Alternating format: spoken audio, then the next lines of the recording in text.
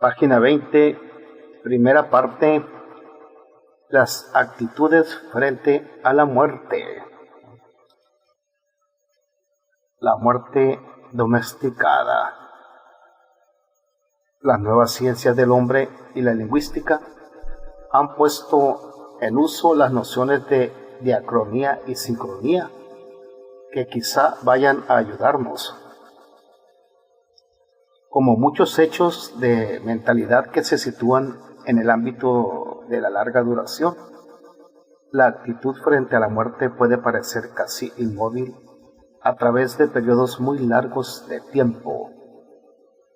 Se nos muestra como acrónica, y sin embargo, en ciertos momentos hay cambios que intervienen, la mayoría de las veces lentos, y que a veces pasan desapercibidos. Hoy en día son más rápidos y más conscientes.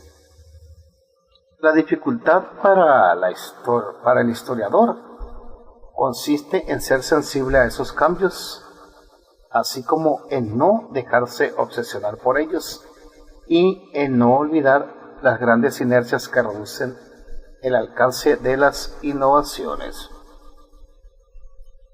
Los historiadores de hoy han descubierto que las culturas tradicionales son cuasi estáticas.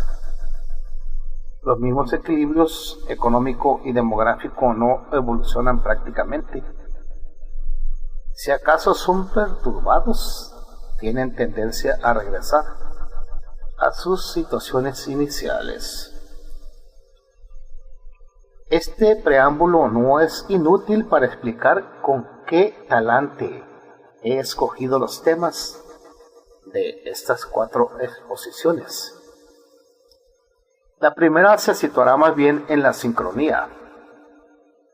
Cubre una larga serie de siglos del orden del milenio. La llamaremos la muerte domesticada.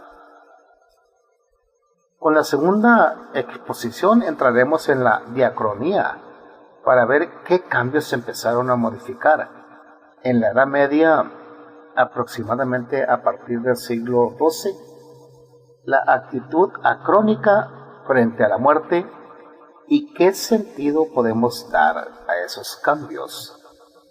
Finalmente, las 2 últimas exposiciones versarán sobre las actitudes contemporáneas, el culto de los cementerios y de las tumbas, y el tabú que recae sobre la muerte en las sociedades industriales.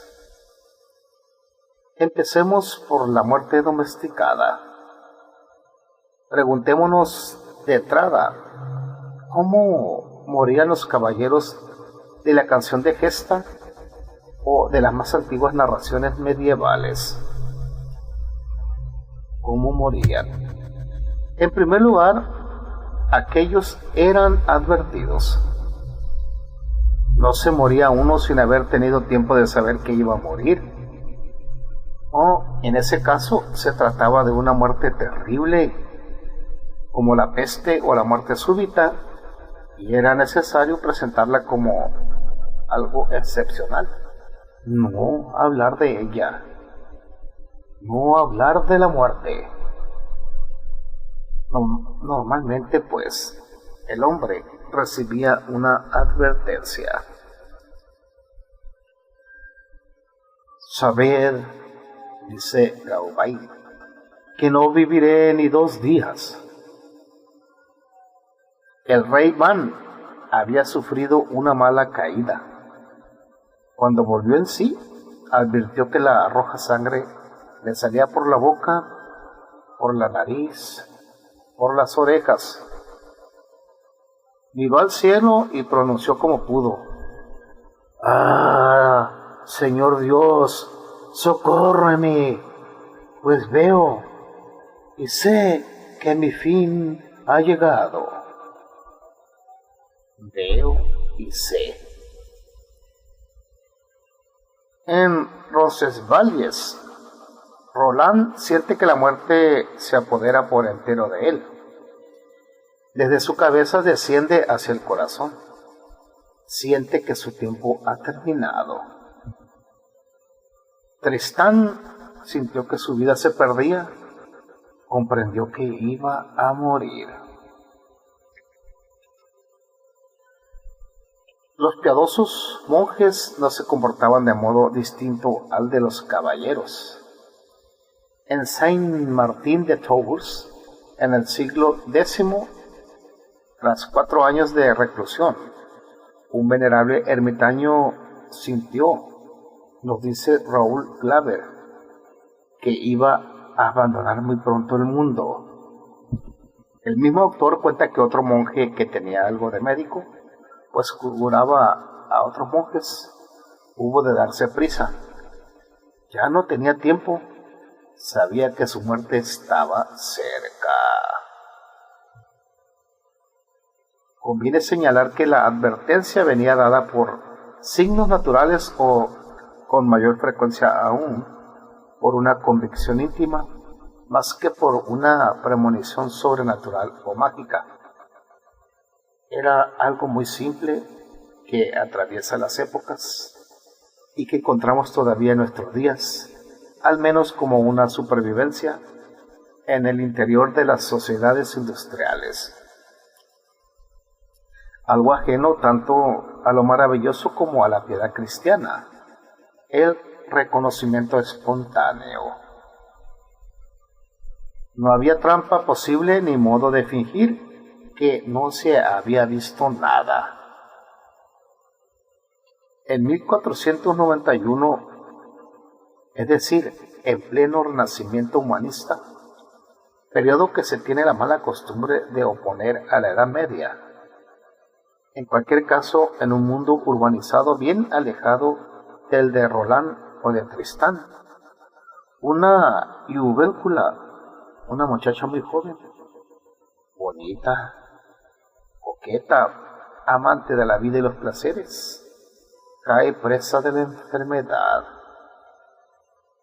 Se aferrará a la vida con la complicidad de sus allegados, representando una farsa, actuando como si no se diera cuenta de la gravedad de su estado.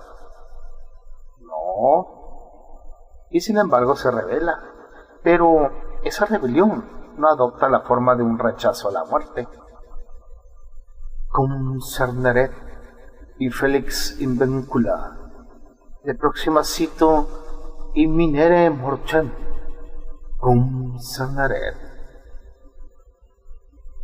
La infortunada muchachita ha visto la muerte próxima.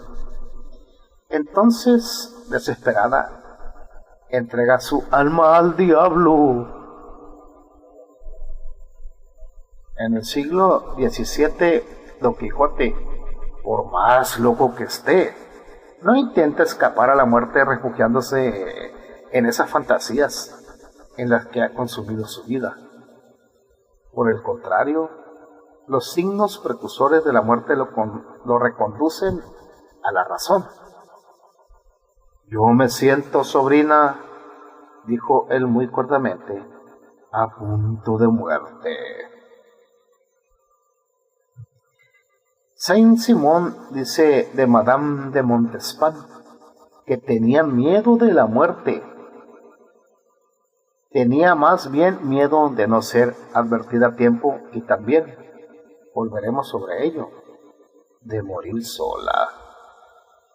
Dormía con todas las cortinas abiertas y muchas velas en su habitación, tras haber dispuesto en derredor suyo muchas doncellas, a las que quería encontrar cada vez que se despertaba, conversando, melindreando o comiendo, para tener la seguridad de que no se adormecerían.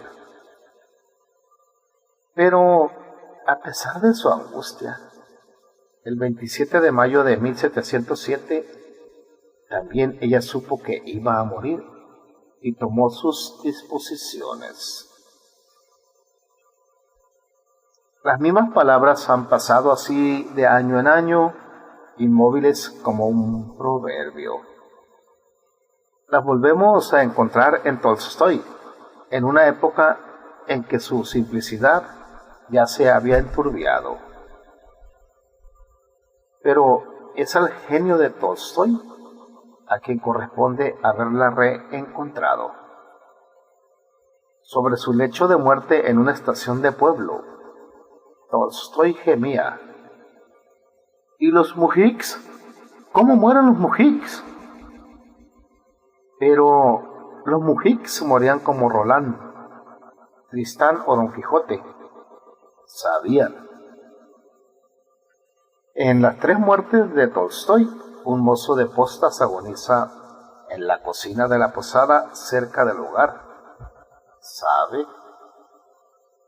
Cuando una buena mujer le pregunta amablemente si le pasa algo, él responde: la muerte está aquí, eso es lo que me pasa. Eso mismo sucedía también, y no pocas veces, en la Francia racionalista y positiva, o en la romántica y exaltada del siglo XIX. Se trata esta vez de la madre de M. Pouget. En 1874 cogió una colerina, una enfermedad grave. Al cabo de 4 días, idme a buscar al señor cura, yo os advertiré cuando convenga. Y 2 días después, id a decirle al señor cura que me traiga la extrema unción. Y Jean Guiton, que escribía esto en 1941, comenta: se observa cómo los Pouget, en esos tiempos antiguos, 1874, pasaban de este mundo al otro como gentes prácticas y sencillas, observadores de los signos y ante todo de los propios. No tenían prisa por morir, pero cuando veían la hora llegar, entonces, sin anticipación y sin retraso, justo como convenía, morían como cristianos. Mas otros, no cristianos, morían también con simplicidad. Al saber su fin próximo, el moribundo toma sus disposiciones, y todo se desarrolla con tanta sencillez como en el caso de los Pouget o en los mujiks de Tolstói. En un mundo hasta tal punto impregnado de lo maravilloso como el de las novelas de la mesa redonda, la muerte era una cosa absolutamente simple.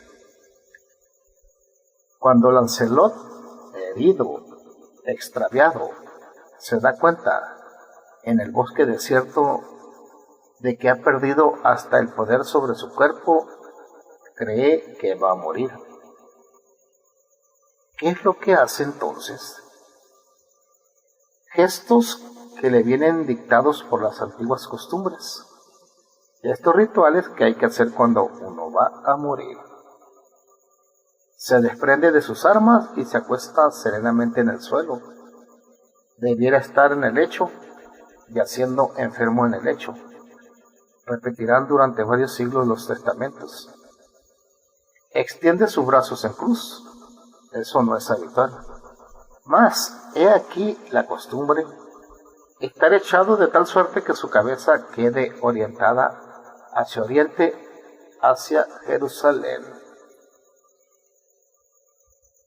Cuando Isolda encuentra a Tristán muerto, sabe que también ella va a morir. Entonces se tumba a su lado y se gira hacia oriente. En Roncesvalles, el arzobispo Turpin espera la muerte echado. Sobre su pecho, en el justo centro, cruzó sus blancas manos tan bellas. Es la actitud de las estatuas yacentes a partir del siglo XII. En el cristianismo primitivo, el muerto era representado con los brazos extendidos en la actitud del orante. Se espera la muerte echado, yacente. Esta actitud ritual viene prescrita por los liturgistas del siglo XIII. El moribundo, dice el obispo Guillaume Durán de Mende, debe estar echado de espaldas para que su rostro mire siempre al cielo. Esta actitud no es la misma que la de los judíos, conocida por las descripciones del Antiguo Testamento. Los judíos se volvían hacia la pared para morir. Dispuesto de este modo, el moribundo puede cumplir los postreros actos del ceremonial tradicional. Tomaremos el ejemplo de Roland de la Chanson. El primer acto es el lamento por la vida, una evocación triste mas muy discreta de los seres y las cosas amados. Un compendio reducido a algunas imágenes. Roland se puso a rememorar muchas cosas. En primer lugar, tantas tierras como había conquistado el valiente. Después, la amada Francia, a los hombres de su linaje, a Carlomagno, su señor que lo había alimentado, a su maestro y a sus compañeros. Ningún pensamiento ni para su madre, ni para su prometida. Evocación triste, conmovedora. Llora y suspira y no puede contenerse. Pero esta emoción no dura, como más tarde el duelo de los que le sobreviven. Es un momento del ritual. Tras el lamento de añoranza de la vida viene el perdón de los compañeros, de los asistentes, siempre numerosos, que rodean el lecho del moribundo. Olivier pide a Roland perdón por el mal que haya podido causarle a pesar suyo. Os perdono aquí ante Dios. Ante estas palabras, el uno hacia el otro se inclinaron. El moribundo encomienda a los vivos a Dios. Que Dios bendiga a Carlos y a la amada Francia, implora Olivier, y por encima de todo a Roland, su compañero. En la canción de Roland, no se plantea el tema de la sepultura ni el de su elección. La elección de la sepultura aparece en los poemas más tardíos de la Mesa Redonda. Es tiempo en ese instante de olvidar el mundo y de pensar en Dios. La plegaria se compone de dos partes. Primero, la culpa. Dios, mi culpa por tu gracia, por mis pecados. Un compendio del futuro Confiture. En voz alta, Olivier confiesa su culpa, con las dos manos juntas y levantadas al cielo, y ruega a Dios que le conceda el paraíso. Es el gesto de los penitentes. La segunda parte de la plegaria es la Commendatio Animae, paráfrasis de una muy antigua plegaria tomada quizá de los judíos de la sinagoga. En el francés de los siglos XVI al XVIII se llama a estas plegarias muy desarrolladas las recommendances. Padre verdadero que jamás mientes, tú que evocas a Lázaro de entre los muertos, tú que salvaste a Daniel de los leones, salva mi alma de todos los peligros. En este último momento tenía lugar, sin duda, el único acto religioso, o más bien eclesiástico, pues todo era religioso: la absolución. Esta venía dada por el sacerdote que leía los salmos. él libera. Incensaba el cuerpo y lo rociaba con agua bendita. Esta absolución era también repetida sobre el cuerpo del muerto en el momento de su sepultura. Nosotros la llamamos absute, pero el término absute no fue usado jamás en la lengua común. En los testamentos se empleaba el de recomendances, el de libera. Más tarde, en la novela de la Mesa Redonda, se da a los moribundos el Corpus Christi. La extrema unción estaba reservada a los clérigos, era dada solemnemente a los monjes en la iglesia. Extrema unción. No hay en español término para traducir literalmente ese otro francés opuesto al vocablo absolution. Tal como explicará más adelante el propio autor, la absolute era una especie de absolución del muerto, es decir, consistía en una repetición de la absolución que se había pronunciado ya ante el moribundo cuando éste aún vivía. Tras la última plegaria, no queda sino esperar a la muerte, que no tiene razón alguna para tardar. Así a Olivier le fallan las fuerzas, todo su cuerpo se desploma contra el suelo. El conde ha muerto, no se ha demorado mucho tiempo. Si la muerte tarda más en llegar, el moribundo la espera en silencio.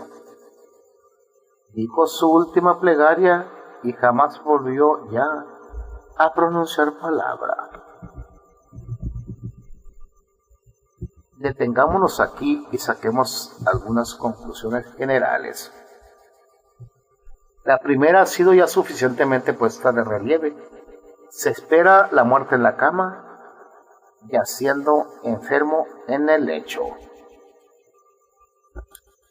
La segunda es que la muerte constituye una ceremonia pública y organizada por el moribundo mismo que la preside y conoce su protocolo.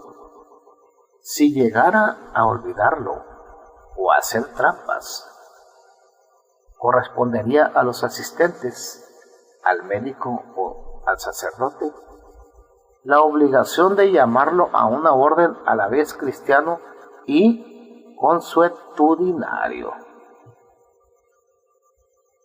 Ceremonia pública también. La habitación del moribundo se convertía entonces en lugar público. Se entraba en ella libremente. Los médicos de finales del siglo XVIII, que descubrían las primeras reglas de higiene, se quejaban de la superpoblación de las habitaciones de los agonizantes. Aún a principios del siglo XIX, los transeúntes que encontraban en la calle el pequeño cortejo del sacerdote que llevaba el viático lo acompañaban y entraban tras él en la habitación del enfermo. ¡Ah, qué chismosos! Era importante que los padres, amigos y vecinos estuviesen presentes. Se llevaba también a los niños. No hay representación de la habitación de un moribundo hasta el siglo XVIII en que no aparezcan niños. Piénsense hoy en las precauciones tomadas para alejar a los niños de las cosas de la muerte. Desde el momento en que alguien cae enfermo, se cierra la casa, se encienden las velas y todos se reúnen en torno a él. Finalmente, la última conclusión y la más importante, la simplicidad con la que los ritos de la muerte eran aceptados y celebrados de manera ceremonial, ciertamente, pero sin carácter dramático, sin excesivo impacto emocional. El mejor análisis de esta actitud se lo pediremos a Solzhenitsyn en el pabellón de los cancerosos.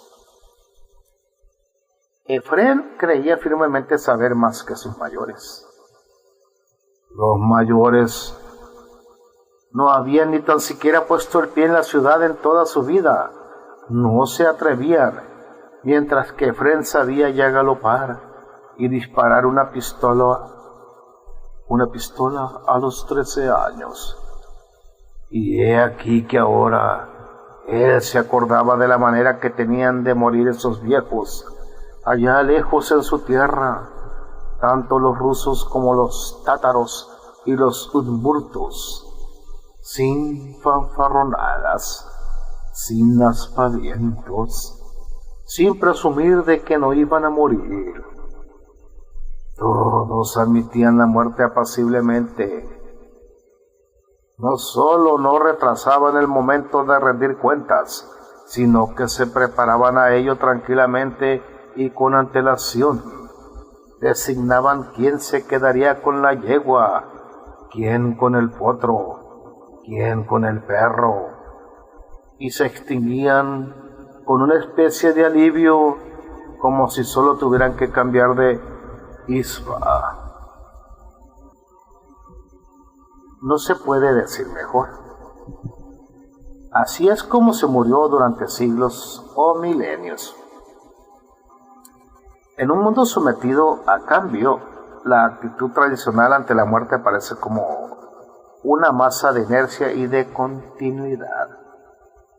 La vieja actitud según la cual la muerte es a la vez familiar, próxima, atenuada e indiferente, se opone demasiado a la nuestra, en virtud de la cual la muerte da miedo hasta el punto de que ya no nos atrevemos a pronunciar su nombre. Por ello llamaré aquí a esa muerte familiar la muerte domesticada. La muerte domesticada. No quiero decir que la muerte fuera antes salvaje y que después dejara de serlo. Quiero decir, por el contrario, que actualmente se ha convertido en salvaje. Vamos a abordar ahora otro aspecto de la antigua familiaridad con la muerte, la coexistencia de los vivos y los muertos. Es un fenómeno reciente y sorprendente.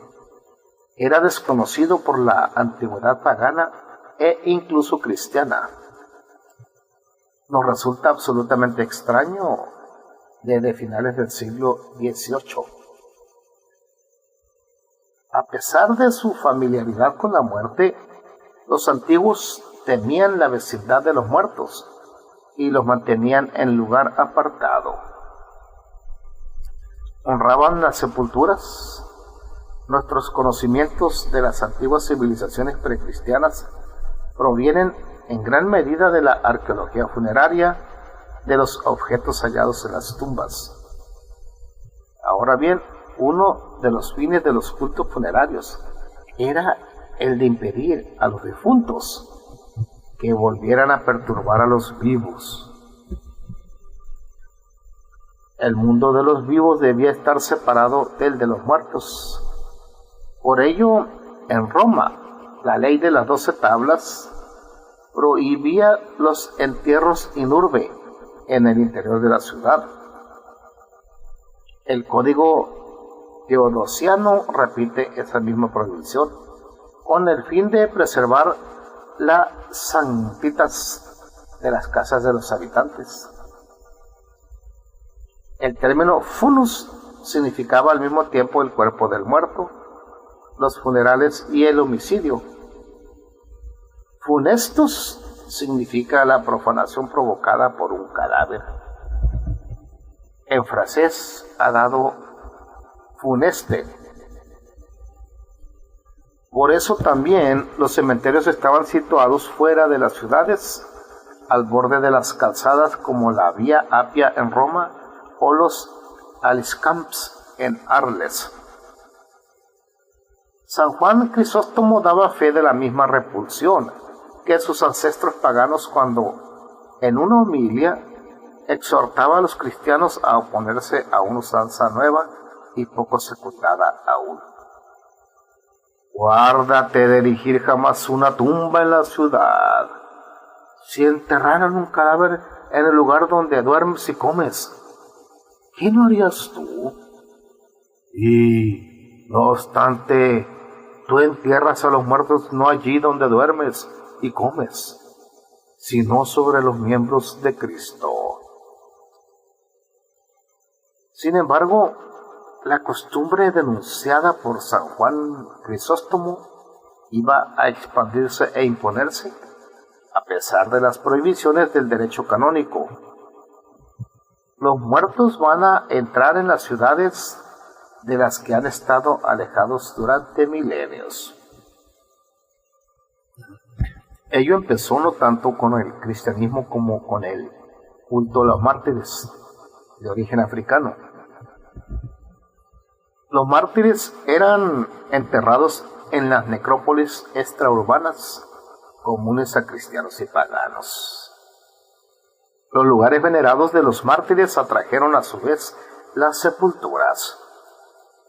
San Paulino hizo transportar el cuerpo de su hijo cerca de los mártires de Alcole en España para que sea asociado a los mártires por la alianza de la tumba, con el fin de que en la vecindad de la sangre de los santos se sacie de esa virtud que purifica nuestras almas como el fuego. Los mártires, explica otro autor del siglo V, Máximo de Turín, los mártires nos ampararán a nosotros que vivimos con nuestros cuerpos y se harán cargo de nosotros una vez hayamos abandonado nuestros cuerpos. Aquí nos impiden caer en el pecado, allí nos protegen del horrible infierno. Por eso nuestros ancestros procuraron asociar nuestros cuerpos a los huesos de los mártires. Esta asociación comenzó en los cementerios extraurbanos en los que habían sido enterrados los primeros mártires. Sobre el lugar de la profesión de fe del santo se construyó una basílica en la que servían unos monjes, alrededor de la cual los cristianos quisieron ser enterrados. Las excavaciones de las ciudades romanas de África o de España nos muestran un espectáculo extraordinario, obliterado en otras regiones por los urbanismos posteriores. Amontonamientos de sarcófagos de piedra en varios estratos, rodeando en particular los muros del ábside más próximos al lugar de la profesión de fe. Este hacinamiento certifica la fuerza del deseo de ser enterrado junto a los santos ad santos. Llegó un momento en que desapareció la distinción entre los suburbios donde se enterraba ad santos por estar extra urben y la ciudad, que no había dejado de ser lugar prohibido para las sepulturas. Sabemos cómo ello sucedió en Amiens en el siglo VI.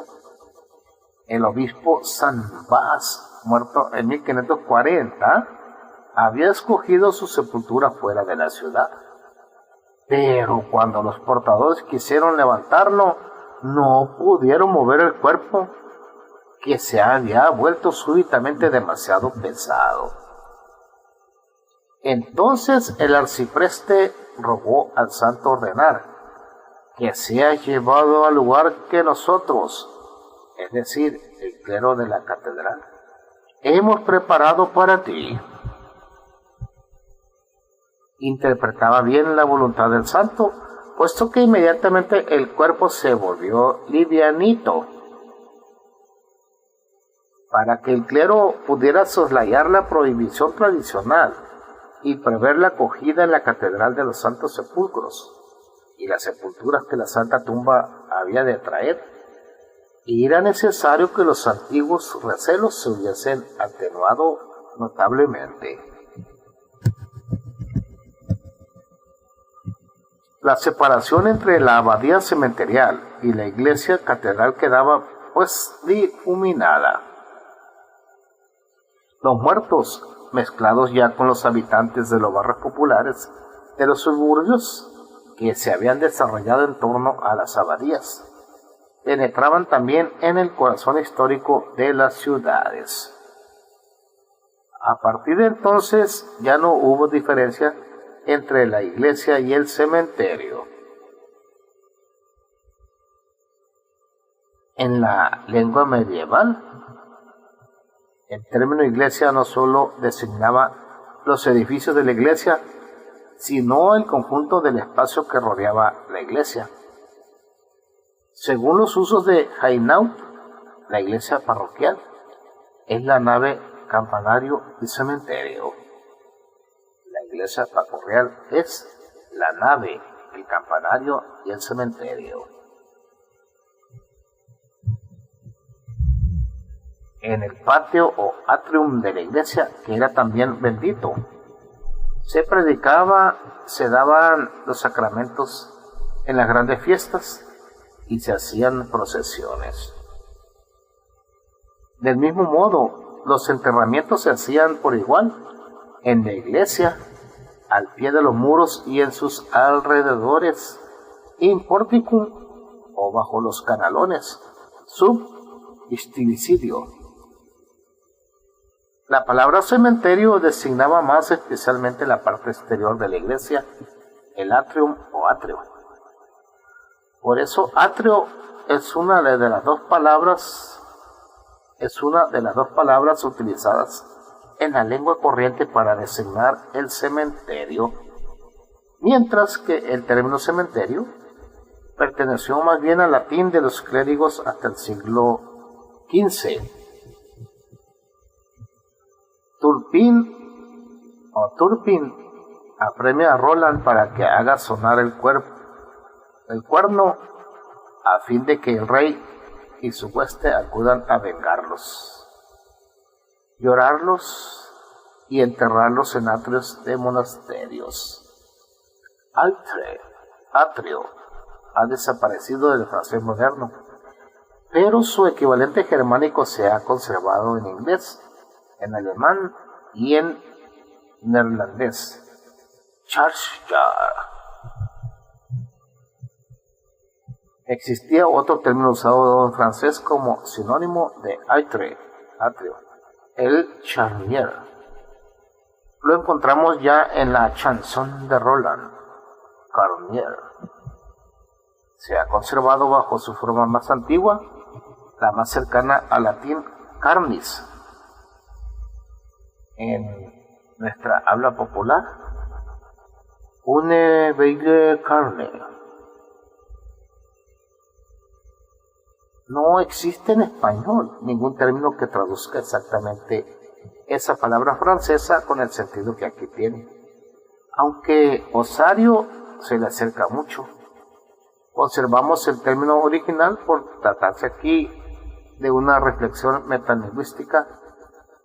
Actualmente, charnier designa tanto un osario como un montón de cadáveres. Se aplica, por ejemplo, a las fosas comunes de los campos de concentración. Une vieille carne, y sin duda pertenecía ya antes de Roland a una suerte de jerga para designar lo que el latín clásico no nombraba, y que el latín eclesiástico designaba con un término griego inculto, cementerium. Es notorio que en las mentalidades de la antigüedad, el edificio funerario, tumulus, sepulcrum, monumentum, o más simplemente loculus, contaba más que el espacio que ocupaba, semánticamente menos rico. En las mentalidades medievales, al contrario, el espacio cercado que encierra las sepulturas cuenta más que la tumba. En origen, charnier era sinónimo de aitre. Al final de la Edad Media designó solamente una parte del cementerio, es decir, las galerías que corrían a lo largo del patio de la iglesia y que estaban coronadas por osarios. El cementerio de les Innocents, en el París del siglo XV, es un cementerio harto grande cercado por casas llamadas charniers, donde los muertos son amontonados. Podemos entonces imaginar el cementerio tal como existía en la Edad Media y aún en los siglos XV y XVI, hasta la época de las luces. Se trata siempre del patio rectangular de la iglesia, cuyo muro ocupa generalmente uno de sus 4 costados. Los otros 3 están a menudo dotados de arcadas o de charniers. Encima de estas galerías, los osarios donde cráneos y miembros son dispuestos con arte, la búsqueda de efectos decorativos con huesos abocará en pleno siglo XVIII en la imaginería barroca y macabra que se puede ver aún, por ejemplo en Roma, en la iglesia de los capuchinos, o en la iglesia de la Orazione e della Morte, que está detrás del Palacio Farnese. Lámparas de araña, ornamentos fabricados solo con huesecillos. ¿De dónde procedían los huesos presentados de ese modo en los charniers? Principalmente de las grandes fosas comunes llamadas fosas de pobres, de varios metros de anchura y profundidad, donde eran amontonados los cadáveres envueltos en sudarios cosidos sin ataúd. Cuando una fosa estaba llena, se cerraba y se abría otra más antigua, después de haber llevado los huesos secos a los charniers. Los despojos de los difuntos más ricos, que eran enterrados en el interior de la iglesia. ¡Oh, qué elegantes! En el interior de la iglesia, no en panteones abovedados, sino en el suelo mismo, bajo las losas del piso, emprendían también un día el camino de los charniers. No se tenía la idea moderna de que el muerto debía ser instalado en una especie de casa propia, de la que sería el propietario perpetuo, o por lo menos un inquilino de larga duración, de que allí estaría en su casa y no sería posible desalojarlo. En la Edad Media y todavía en los siglos XVI y XVII, poco importaba la destinación exacta de los huesos, con tal que se quedaran cerca de los santos o en la iglesia, cerca del altar de la Virgen o del Santo Sacramento. El cuerpo era confiado a la iglesia, y poco importaba lo que la iglesia hiciera de él, con tal de que lo conservase en su recinto sagrado. El hecho de que los muertos hubieran entrado en la iglesia y en su patio no impidieron ni a aquella ni a este convertirse en lugares públicos. La noción de asilo y de refugio está en el origen de la finalidad no funeraria del cementerio.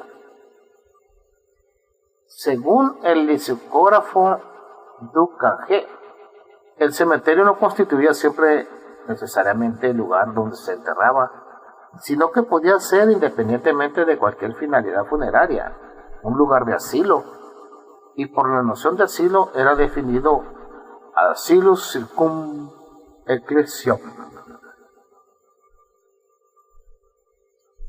Asimismo, en este asilo llamado cementerio, tanto si se enterraba como si no, se decidió construir casas y habitarlas. El cementerio pasó a designar, si no un barrio, al menos una isla de casas que gozaban de ciertos privilegios fiscales y señoriales. Finalmente, este asilo se convirtió en un lugar de encuentro y de reunión, como el foro de los romanos la Plaza Mayor o el Pozo de las ciudades mediterráneas. Se convirtió en un lugar para comerciar, para danzar y jugar, simplemente por el placer de estar juntos. A lo largo de los charniers se instalaban a veces tiendas y mercaderes. En el cementerio de Les Innocents, los escribanos públicos ofrecían sus servicios. En 1231, el concilio de Rouen prohíbe bailar en el cementerio o en la iglesia so pena de excomunión. Cuidadito con que usted se ponga a bailar dentro de la iglesia o en el cementerio.